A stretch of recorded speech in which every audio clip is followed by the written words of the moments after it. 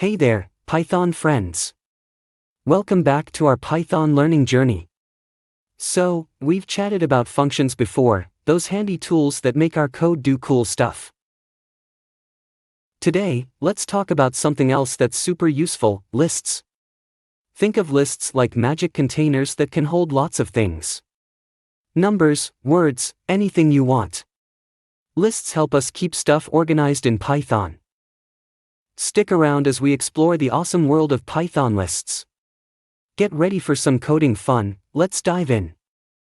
In Python, a list is a versatile and modifiable data structure used to store an ordered collection of items.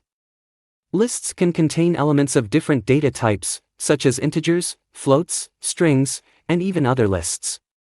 They are defined by enclosing the elements within square brackets and separating them with commas.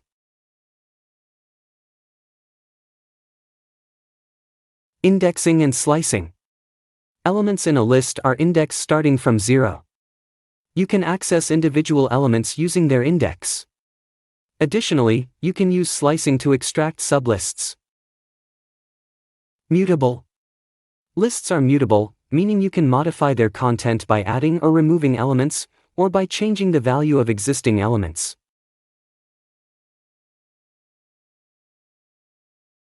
Length. You can find the number of elements in a list using the len function.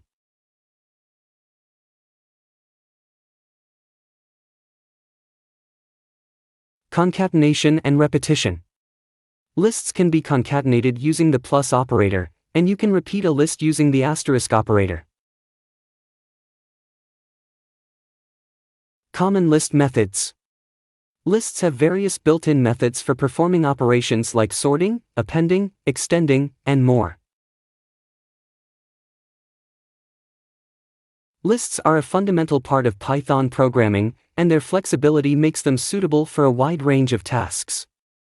Understanding how to work with lists is essential for any Python developer.